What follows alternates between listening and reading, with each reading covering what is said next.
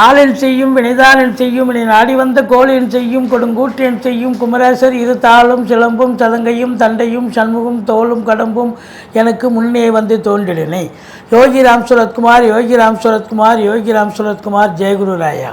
Sri Kuberan TV நேயர்களுக்கு doctor Saidai ராஜாவின் அன்பான வணக்கங்கள். நாம் இப்பொழுது இந்த எபிசோடில் தமிழ் மாத ராசி பலன்கள், வைகாசி மாத ராசி பலன்களை சொல்ல இருக்கிறோம்.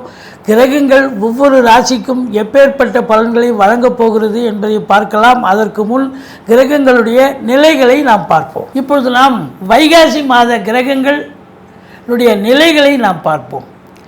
குரு பகவான் ரிஷபத்தில் இருக்கிறார். தமிழ் மாதம் வைகாசி மாதம் என்பதால் சூரிய பகவான் ரிஷபத்தில் இருக்கிறார். கேது பகவான் கன்னியில் இருக்கிறார். சனி பகவான் கும்பத்திலும், ராகு பகவான் உங்களுக்கு மீனத்திலும் இருக்கிறார்கள். இந்த செவ்வாய் பகவான் முதல் 2 வாரம் மீனத்திலும் கடைசி 2 வாரம் மேஷத்திலும் இருந்து பலன்களை தர இருக்கிறார். அதே போல் புத பகவான் முதல் 2 வாரம் மேஷத்திலும் கடைசி 2 வாரம் ரிஷபத்திலும் இருந்து பலனை தர இருக்கிறார். சுக்கிரன் பொறுத்தவரையிலையும் முதல் ஒரு வாரம் உங்களுக்கு மேஷத்திலும் கடைசி 3 வாரம் சுக்கிர பகவான் ரிஷபத்திலும் இருந்து பலன்களை தர இருக்கிறார்கள். இப்பொழுது நாம் ராசிக்குள் சென்று பலன்களை பார்க்கலாம் வாங்க. தனுசு ராசி அன்பர்களுக்கு வணக்கம். தனுசு ராசி காலபுருஷனுக்கு 9வது ராசி. மூலம், பூராடம், உத்திராடம் முதல் பாதம் உள்ளடக்கியது. குரு பகவான் ஆட்சி பெறும் வீடு. இப்பொழுது குரு பகவான் இது நாள் வரைக்கும் 5ல் குரு இருந்தார் மேஷத்தில். பல அற்புதங்களை, பல சரித்திரங்களை படைத்தீர்கள். ஆனால் இப்போ 6ஆம் இடம் போயிட்டார். ஐயோ என்னப்பா ஆகிடும் அப்படின்னு வருத்தத்தோடு இருக்கிறது தெரியுது.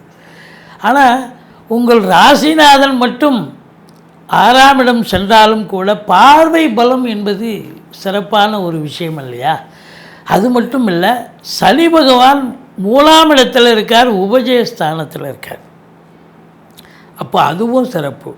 இந்த கேது பொறுத்தவரையிலையும் குரு பார்வையில் இருக்கார். 10ஆம் இடத்துல கேது இருந்தது. இவ்வளோ நாளாக நீங்கள் தொழிலில் இன்வெஸ்ட்மெண்ட் பண்ணாதீங்க, இருக்கிற தொழிலை அப்படியே வச்சு மெயின்டைன் பண்ணுங்கள் அப்படின்னு நம்ம சொல்லியிருந்தோம். இப்போ அப்படி இல்லை. 10ஆம் இடத்துல கேது குரு பார்வையில் இருக்கிறதால கோடீஸ்வர யோகம், குபேர சம்பத்து, குரு கேது காம்பினேஷன் இருந்தாலே அற்புதங்கள் நடக்கும்னு சொல்லலாம். அதாவது பொருளாதார ரீதியாகவும் அற்புதங்கள் நடக்கும். இந்த ஸ்பிரிச்சுவல் ரீதியாக ஆன்மீகத்தில் நாட்டம் அதிகரிக்கும். இப்போ குருமார்கள் இருப்பாங்க. சில பேர் அவங்க நான் யார் அப்படின்னு நமக்குள்ளவே நம்ம கேள்வி கேட்போம். அப்படி இருக்கக்கூடிய சில ஞானிகள், சில முனிவர்கள், சில ஸ்பிரிச்சுவல் சார்ந்த சில அன்பர்களுக்கு அவங்களுடைய தேடல்கள் என்பது வசப்படும் அப்படின்னு சொல்லலாம். இப்போ அவங்களுக்கு பார்த்திங்கன்னா ஞான மார்க்கம், இந்த பக்தி மார்க்கத்தில் அவங்க திளைத்து பெரிய லெவலுக்கு ரீச் ஆகக்கூடிய ஒரு நிலை ஒரு சில தனுசு ராசி அன்பர்களுக்கு கண்டிப்பாக ஏற்படும். அது 6ஆம் இடத்துக்கு குரு சென்றாலும் கூட குரு கேது காம்பினேஷன் என்பது மிக மிக சிறப்பு. அப்போது இந்த ஸ்பிரிச்சுவல்ஸில் ரொம்ப ஈடுபாடு காட்டுறவங்களுக்கு சிறப்பான ஒரு அம்சம். அதுலேயும் இந்த திருக்கோயில்களில் பணியாற்றுபவர்கள், அது அர்ச்சகர்களாக இருக்கலாம், இல்லை வேலை பார்க்குறவங்களா இருக்கலாம், இல்லை கௌரவ பதவியில் சில பேர் இருப்பீங்க. அவங்களுக்கெல்லாம் கூட இது யோக பாக்கியங்களை தரக்கூடிய ஒரு மாதமாக இந்த வைகாசி மாதம் விளங்கப் போகிறது என்று சொன்னால் மிகையாகாது. அது மட்டும் இல்லைங்க, கேட்குற இடத்தெல்லாம் கடன் கிடைக்குங்க. உங்களுக்கு கடனை வாங்கி தொழிலில் போடுங்க, தொழிலை விரிவாக்கம் பண்ணுங்கள், இல்லை தொழிலை மாற்றியமைங்க, இல்லை தொழிலை இன்னொரு பிரான்ச்சு ஓப்பன் பண்ணுங்கள். காற்றுள்ள போதே தூற்றிக்கொள். இப்போ இந்த ஓராண்டு காலம் குரு அங்கே தான் இருக்க போகிறார், 10ஆம் இடத்தை பார்க்க போகிறார். அப்போ 10ஆம் இடத்தை ஒரு வருஷம் பூரா பார்ப்பார். நம்ம வைகாசி மாத பலனை தான் சொல்ல போகிறோம். இருந்தாலும் குரு பார்வை 10ஆம் இடத்தை பார்க்குறது தொழிலில் ஒரு திருப்பு முனை ஏற்படும் அல்லவா? இது வரைக்கும் ஏனோ தானோன்னு ஒரு தொழில் போயிருந்தாலும் இப்போ அது ஸ்திரத்தன்மை ஏற்பட்டு சம்பாத்தியத்தை கொடுக்கும் அல்லவா? அப்போ கண்டிப்பாக 10ஆம் இடத்தை குரு பார்க்க தொழிலில் மேன்மை, உத்தியோக மேன்மை கண்டிப்பாக கிடைக்கும். பட்டங்கள், பதவிகள் தேடி வரும். சிலருக்கு அரசாங்கத்தில் வேலை பார்க்குறவங்களுக்கு ப்ரமோஷன், இன்க்ரிமெண்ட் தேவையானது, அதாவது சலுகைகள் அதை ட்ரான்ஸ்ஃபர் வேணுமா ட்ரான்ஸ்ஃபர், இப்படி தனியார் துறையில் இருக்கிறவங்களுக்கும் அந்த சலுகைகள் கிடைக்கும். மொத்தத்தில் இந்த 10ஆம் இடம் சிறந்து விளங்குவதால், இப்போது 10ஆம் இடம் தொழில் சிறந்து விளங்குது, உத்தியோகம் சிறந்து விளங்குதுன்னா அப்போ 2ஆம் இடம் வருவாய் கண்டிப்பாக வரும் அல்லவா. அப்போ 2ஆம் இடத்தை குரு பார்க்கிறார், தனஸ்தானத்தை தனகாரகன் பார்க்கிறார், தன பிராப்தி உண்டு. அப்போது பணப்புழக்கம் இருக்கும், கொடுக்கல் வாங்கல் சிறப்பாக இருக்கும். அப்போது உங்களுக்கு கோடீஸ்வர யோகம், குபேர சம்பத்து, பணம் ஒரு பொருட்டல்ல, பணம் பல வகையில் பையை நிரப்பக்கூடிய ஒரு காலகட்டம், அற்புதமான ஒரு நிலை. குடும்பத்தில் நிம்மதி, சந்தோஷம், குதூகலம் ஏற்படும். உங்கள் சொல்லுக்கும் செயலுக்கும் மதிப்பு மரியாதை கிடைக்கும். உங்களை பொறுத்தவரை வீட்டிற்கு வரக்கூடிய விருந்தாளிகளாலும் நண்பர்களாலும் வீடே களைகட்டும் அப்படின்னு சொல்லலாம்.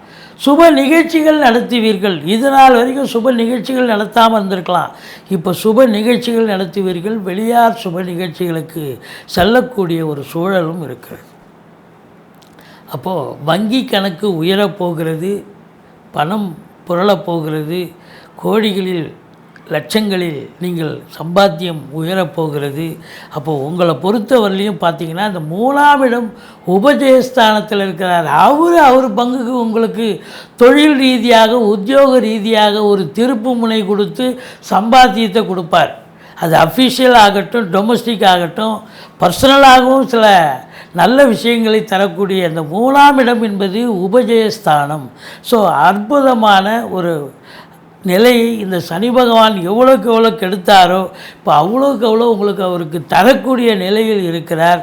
ஸோ சனி பகவான் உங்களுக்கு உத்தியோக ரீதியாக, தொழில் ரீதியாக பல ஜெயங்கள், வெற்றிகளை தரக்கூடிய ஒரு அமைப்பில் இருக்கிறார்.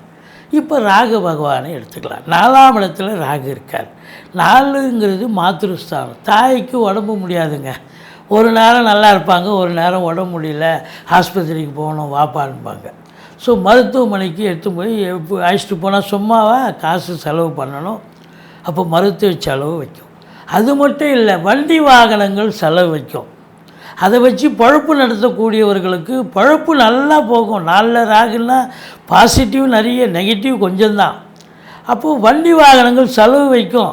அதை நம்பி செலவும் பண்ணுவீங்க நீங்கள். ஒரு சிலர் பழைய வண்டி விற்றுட்டு புது வண்டி வாங்கலாம். இல்லை சொத்து பத்து, ஏன்னா செவ்வாயே அங்கே தான் இருக்கார் முதல் 15 நாள். சொத்து பத்து வாங்கணும்னு நினைக்கிறவங்க உங்கள் பேரண்ட் டாக்குமெண்ட்டை நல்ல ரிசர்ச், அதாவது பார்த்து வாங்குங்க, தெளிவு பெற்று வாங்குங்க. ஏன்னா ஏதாவது பிரச்சனையில் மாட்டிக்கக்கூடாது. அதனால் நீங்கள் ஒரு சொத்து வாங்குறீங்க, வீடு வாங்குறீங்க, மனை வாங்குறீங்க, பேரண்ட் டாக்குமெண்ட்டை ஒரு முறைக்கு 2 முறை பரிசீலனை பண்ணி வாங்குறது சிறப்பு. அதில் என்னெல்லாம் ராகு இருக்கிறத விரிவாக்கம் பண்ணுவாருங்க. நீங்கள் ஒரு 50 லட்ச ரூபாய்க்கு வீடு வாங்கணும், ஃப்ளாட் வாங்கணும்னு நினைக்கிறீங்கன்னு வைங்க, இல்லை இடமே காலி இடம் வாங்கணும்னு நினைக்கிறீங்க, அது 1 கோடி ரூபாய்க்கு கொண்டாந்து விட்டுருவார். அப்போ கடனை அதிகமாக்கி விட்டுருவார். வண்டி கூட பார்த்தீங்கன்னா 10 லட்ச ரூபாய்க்கு கார் வாங்கணும்னு நினைப்பீங்க, 20 லட்ச ரூபாய்க்கு காரை வாங்கிடுவீங்க. அப்போ இன்னும் அதுக்கு தகுந்த இஎம்ஐ கட்டணம் இல்லை, அதுக்கு தகுந்த செலவுகள் நம்ம அதை ரீபே பண்ணணும் இல்லை. அப்போ பலு அதிகமாக தூக்கிட்டால் அப்போ அந்த பலுவை சுமக்கிறது யார்? நம்ம தான் சுமந்தாகணும். அப்போ பலு சுமக்கும் பொழுது வலி தெரியும் இல்லையா? அதனால் இந்த 4 ராகு இருக்கிறது பிரம்மாண்டத்தை கொடுத்துருவார். கொஞ்சம் பக்குவமாக உங்கள் சக்திக்கு தகுந்த மாதிரி இடம் வாங்குங்க, வீடு வாங்குங்க, கார் வண்டி அப்படி வாங்குங்க. மற்றபடி உங்களை பொறுத்தவரையிலையும் பார்த்தீங்கன்னா இந்த 5ஆம் இடத்துல செவ்வாய் 5 5ல் போயிடுறார். அப்போது 5ஆம் இடம் நல்ல சிறப்பாக ஆட்சி பெறுகிறார். அவரு வீடு இல்லையா, பூர்வ புண்ணிய ஸ்தானம் வலு பெறுகிறது. அப்போது குலதெய்வத்தினுடைய அனுகிரகம் 100% சிறப்பாக கிடைக்கும். மற்றபடி 5ஆம் இடம் என்பது பூர்வீகத்தில் வீடு கட்ட, வீடு ஆல்ட்ரேஷன் பண்ண, பூர்வீகத்திற்கு அடிக்கடி சென்று வர, பிள்ளைகளுக்கு உயர்கல்வி படிக்க வைக்க, பிள்ளைகளுடைய வளர்ச்சி மேம்பாடு சிறப்பாக இருக்கும். காவல்துறை, தீயணைப்புத்துறை, மருத்துவத்துறை, இராணுவத்துறை மட்டுமல்ல, ஃப்ளாட் ப்ரமோட்டர்ஸ், பில்டர்ஸ், கட்டிட கலைஞர்கள், இடம் வாங்கி விற்கக்கூடிய அன்பர்கள், செங்கல், மணல், ஜல்லி, ஹார்ட்வேர்ஸ் போன்ற பிரிவில் பணியாற்றக்கூடியவர்கள், விவசாயம் சார்ந்த துறையில் பணியாற்றுபவர்கள், இதில் பார்த்திங்கன்னா சுக்கிரன், புதன், செவ்வாய் இருக்காங்க 5ஆம் இடத்தில். அப்போது மருத்துவம் சார்ந்த துறை, கலைத்துறை, பத்திரிகை துறை, மீடியா துறை, அனைத்து துறைகளிலும் பணியாற்றக்கூடியவர்களுக்கு ஒரு பொக்கிஷமான ஒரு மாதம் இந்த வைகாசி மாதம். இந்த தனுசு ராசியில் பிறந்தவர்களுக்கு 6ல் குரு ஊரில் பகை என்று சொல்வார்கள். ஆனால் உங்களை பொறுத்தவரையிலும் எதிரிகளுடைய தாக்கம் இருக்கும். எதிரிகளால் பிரச்சனைகள் இருந்தாலும் கடைசியில் நீங்கள் தான் சக்ஸஸ், நீங்கள் தான் வெல்ல போகிறீங்க. அதே நேரத்தில் கடன் காட்சிகள் இருந்தால் படிப்படியாக குறையும். கோர்ட்டில் கேஸ் எதாக இருந்தால் சாதகமாக தீர்ப்பு வரும். சொந்த தொழில் செய்யக்கூடிய அன்பர்களுக்கு நம்பிக்கைக்கு பாத்திரமான பணியாளர்கள் கிடைப்பார்கள். உங்களை பொறுத்த வரலையும் வெளிநாடு போகணும்னு நினைக்கிறவங்க தாராளமாக போகலாம்.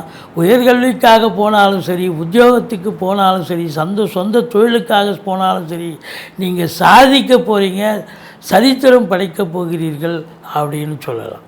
இந்த நீதித்துறையில் பணியாற்றக்கூடியவர்கள் பார்த்திங்கன்னு சொன்னால் இந்த நிதித்துறையை எடுத்துக்கலாம். 6ஆம் இடத்துக்கு போயிட்டார், 2ஆம் இடத்தை பார்க்குறார். பண வருவாய் என்பது வரும். பட் நீங்கள் கொடுக்குற இடம் கொஞ்சம் பார்த்து கொடுக்கணும். இப்போ ஃபைனான்ஸ் பண்ணுறீங்க, கொஞ்சம் பார்த்து கொடுக்கணும். சில இடத்துல ஒன்வே டிராஃபிக் மாதிரி வாங்குவான், திருப்பி கட்ட மாட்டான். அப்படி ஏதாவது பிரச்சனைகள் வரலாம்.